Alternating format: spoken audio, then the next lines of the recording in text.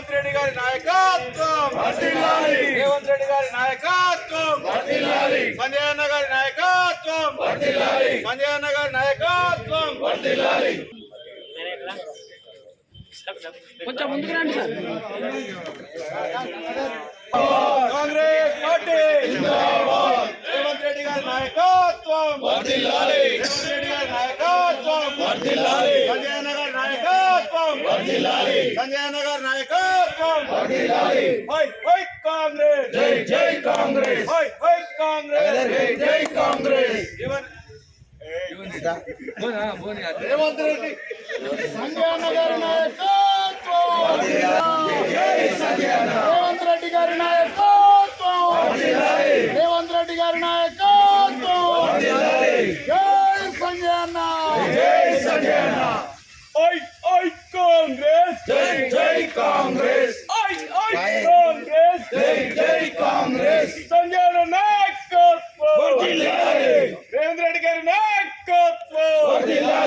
జై కాంగ్రెస్, జై కాంగ్రెస్. రేవంత్ రెడ్డి గారి నాయకత్వం, రేవంత్ రెడ్డి గారి నాయకత్వం. జిందాబాద్ జిందాబాద్ సంజయ్ అన్న జిందాబాద్, జిందాబాద్ జిందాబాద్ సంజయ్ అన్న జిందాబాద్. జై సంజయ్ అన్న, జై సంజయ్ అన్న, జై సంజయ్ అన్న. జై సంజయ్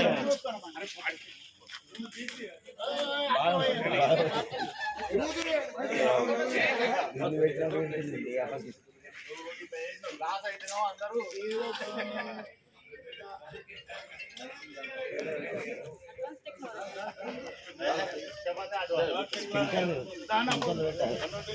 సంజయ్ అన్న గారి నాయకత్వం, సంజయ్ అన్న గారి నాయకత్వం.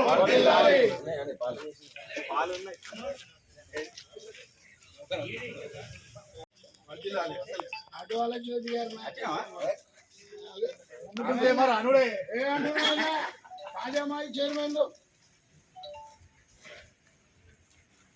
జై సంజయ్ అన్న, జై సంజయ్ అన్న. జగిత్యాల అభివృద్ధి ప్రదాత సంజయ్ అన్న గారి నాయకత్వం, సంజయ్ అన్న గారి నాయకత్వం. రేవంత్ రెడ్డి గారి నాయకత్వం, రేవంత్ రెడ్డి గారి నాయకత్వం. జై సంజయ్ అన్న, జై సంజయ్ అన్న, జై సంజయ్ అన్న, జై సంజయ్ అన్న. జై సంజయ్ అన్న, జై సంజయ్ అన్న, రేవంత్ రెడ్డి గారి నాయకత్వం, సంజయ్ అన్న గారి నాయకత్వం. జై సంజయ్ అన్న, జగిత్యాల అభివృద్ధి ప్రదాత సంజయ్ అన్న గారి నాయకత్వం, రేవంత్ రెడ్డి గారి నాయకత్వం. జై సంజయ్ అన్న, జై జై సంజయ్ అన్న, జై సంజయ్ అన్న. జై జై సంజయ్ అన్న. రేవంత్ రెడ్డి గారి నాయకత్వం,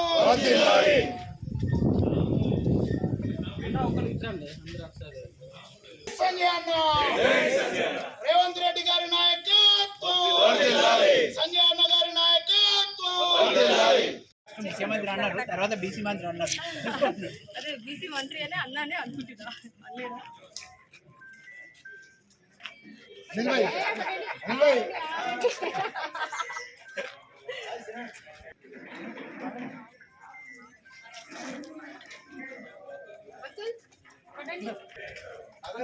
అయ్యో అంకులేడే, అంకులేడు చిక్కి ఏడి హనుమండ్ అంకులేడి.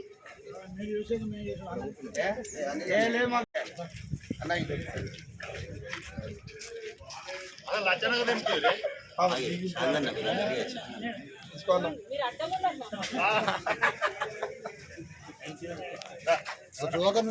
దింపుదాం.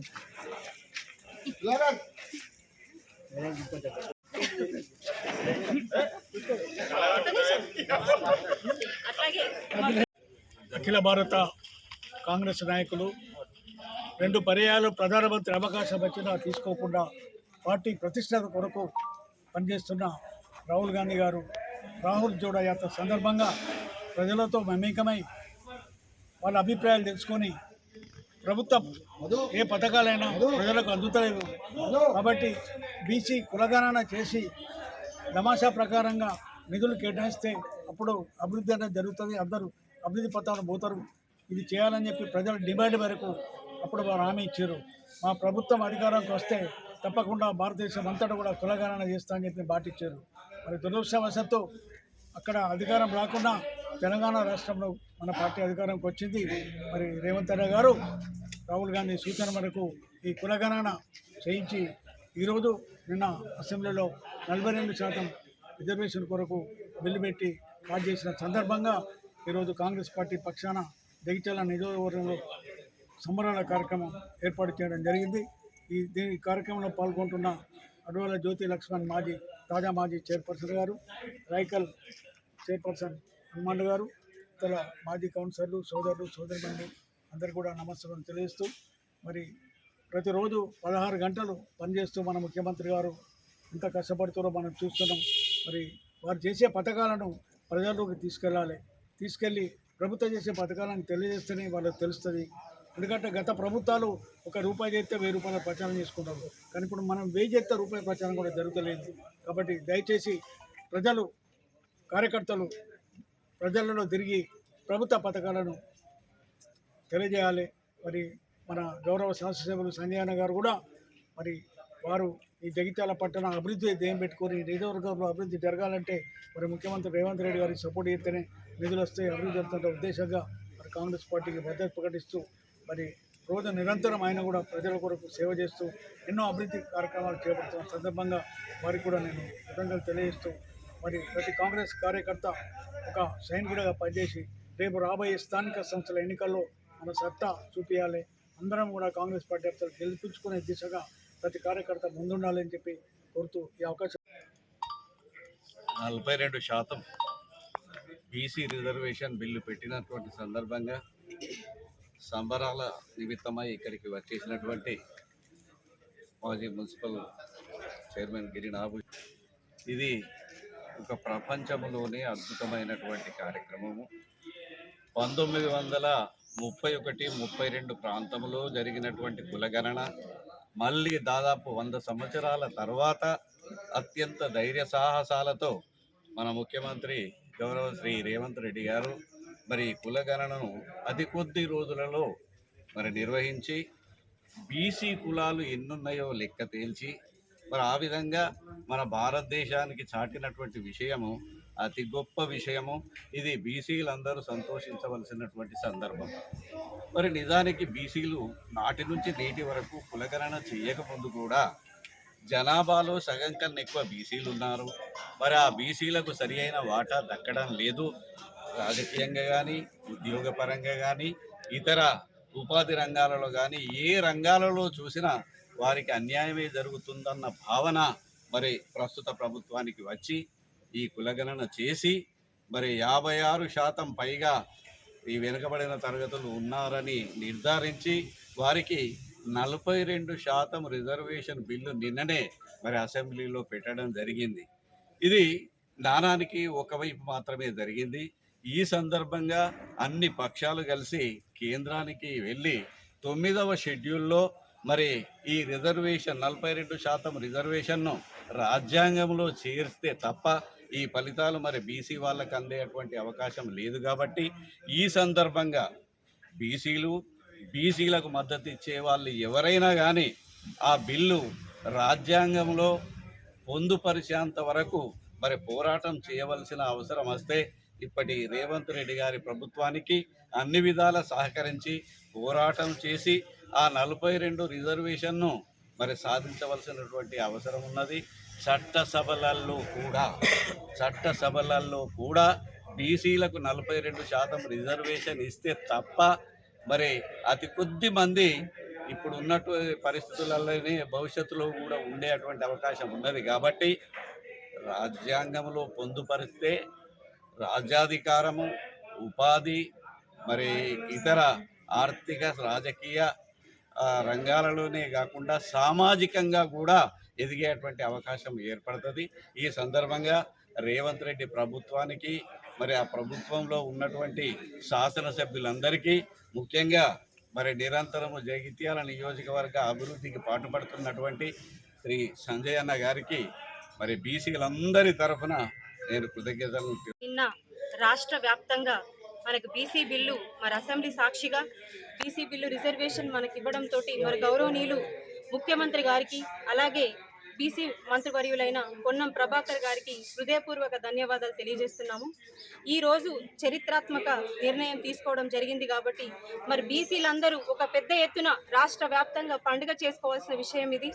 మరి ఒక బీసీ రిజర్వేషనే కాకుండా మరి గతం నుంచి వచ్చిన 15 నెలల నుంచి వచ్చిన 48 గంటల్లోనే మహిళలకు ఉచిత బస్సు అని చెప్పేసి అది ఒక ప్రవేశపెట్టడం జరిగింది.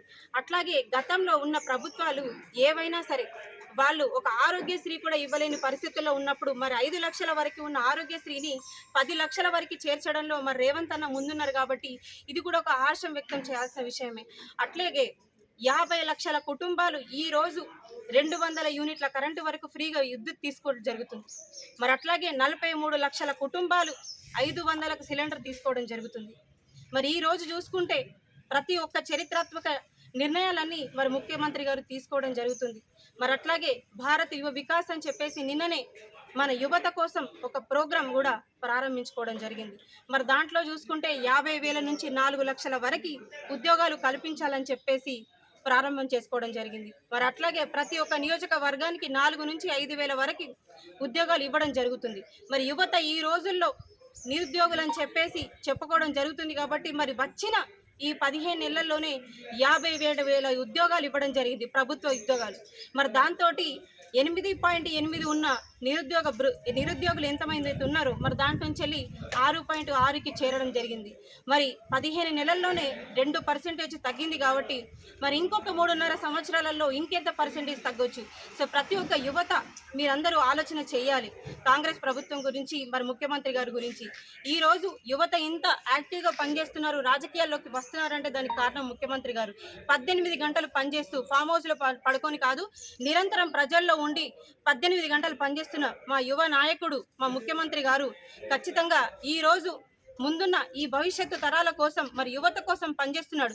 ఈ రోజు నాకేముంది, నేను ముఖ్యమంత్రి అయినా ఇంకా 3.5 సంవత్సరాలు కూడా ఇలాగే ఉంటాను అని చెప్పేసి అనుకోకుండా ప్రతి నిమిషం ప్రతి క్షణం ప్రజల కోసం ఆలోచిస్తూ, అందులో మహిళల కోసం ఎక్కువ ఆలోచిస్తూ, మహిళలకు మహిళా శక్తి యూనిట్లు అని చెప్పేసి పెట్టించి 1 కోటి మంది మహిళల్ని కోటీశ్వరులు చేయాలన్న ఆలోచనతోటి మరి ముఖ్యమంత్రి గారు ముందుకొచ్చారు. కాబట్టి ఉచిత పెట్రోల్ బంకులు కానీ, బస్సులు కానీ, మంచి ప్రాజెక్టులను వాళ్ళ ముందుకు తీసుకొచ్చి మహిళా పక్షపాతిగా ఆయన పనిచేస్తున్నాడు. కాబట్టి మరి ముఖ్యమంత్రి గారికి ప్రత్యేకంగా మా మహిళల పక్షాన అట్లాగే బీసీల పక్షాన ప్రతి ఒక్క తెలంగాణ బీసీ పక్షాన ఇవాళ ఆయనకు హృదయపూర్వక ధన్యవాదాలు. అంటే 1.3 ఇన్ఫర్మేషన్ కూడా ఇవ్వడం జరుగుతుంది. మరి ఇది ఎవరో చెప్పింది కాదు, కేంద్ర ప్రభుత్వం చెప్పిన విషయాలు ఇవన్నీ.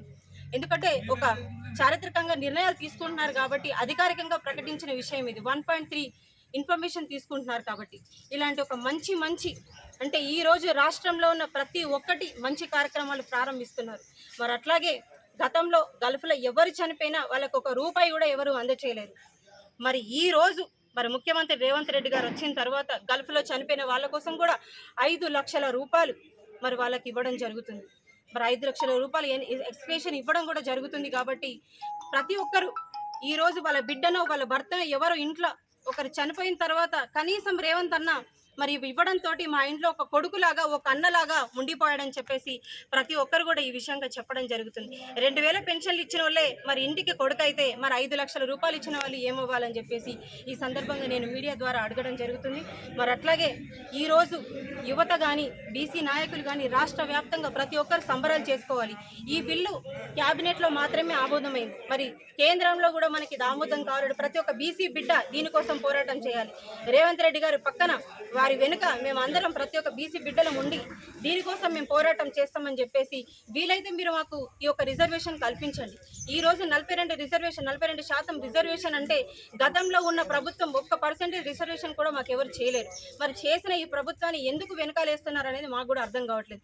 ఈ రోజు ప్రతి ఒక్క బీసీ బిడ్డలు మేమందరం చాలా సంతోషంగా ఉన్నాం ఈ రిజర్వేషన్ ప్రకారం. ఎందుకంటే మాకు స్థానిక సంస్థలోనే కాదు, మాకు అసెంబ్లీ ఫంక్షన్లో కూడా మాకు ఈ రిజర్వేషన్ కలిగిస్తున్నందుకు ముఖ్యమంత్రి గారికి హృదయపూర్వక ధన్యవాదాలు తెలియజేస్తున్నాను. మరి అట్లాగే ఈరోజు ఇదొక ప్రోగ్రాము మా సంజయ్ అన్న ఆధ్వర్యంలో ఇంత గొప్పగా చేసుకోవడం, మరి దీనికి విచ్చేసిన గిరినా భూషణ్ గారు కానీ, హనుమంతులు గారికి కానీ, మాజీ చైర్మన్ మాజీ కౌన్సిలర్స్ అందరికీ, అట్లాగే ఇక్కడికి విచ్చేసిన నాయకులకి, కోఆప్షన్ మెంబర్స్ కి, సర్పంచ్లకి అందరికీ హృదయపూర్వక ధన్యవాదాలు. ముఖ్యమంత్రి గారికి మాకు ఇంత గొప్ప కార్యక్రమాన్ని, ఇన్ని గొప్ప కార్యక్రమాలు చేస్తున్న ముఖ్యమంత్రి గారికి, అట్లాగే ముఖ్యంగా ఈ రోజు కాంగ్రెస్ ప్రభుత్వంలో చూసుకుంటే బీసీ మంత్రులే ఎక్కువ ఉంటారు. మరి అట్లాంటి ముఖ్యమంత్రి గారికి ఓసీ అనే ఫీలింగ్ లేకుండా, నేను ఓసీని కదా అనే ఫీలింగ్ లేకుండా, బీసీలు, ఎస్సీ, ఎస్టీలు అందరూ నా వాళ్ళే అని చెప్పేసి, అన్ని సబ్బండ వర్గాలు నాదే అని చెప్పేసి ఆలోచనతోటి ముందుకెళ్తున్న ముఖ్యమంత్రి గారికి హృదయపూర్వక బీసీ నియోజకవర్గం మొత్తం సంబంధించి ఈ రాష్ట్రం నుంచి ఉన్న బీసీలందరి తరఫు నుంచి పక్షాన హృదయపూర్వక ధన్యవాదాలు. అట్లాగే పొన్నం ప్రభాకర్ గారికి, బీసీ మంత్రి గారికి కూడా హృదయపూర్వక ధన్యవాదాలు తెలియజేస్తున్నాను. Thank you.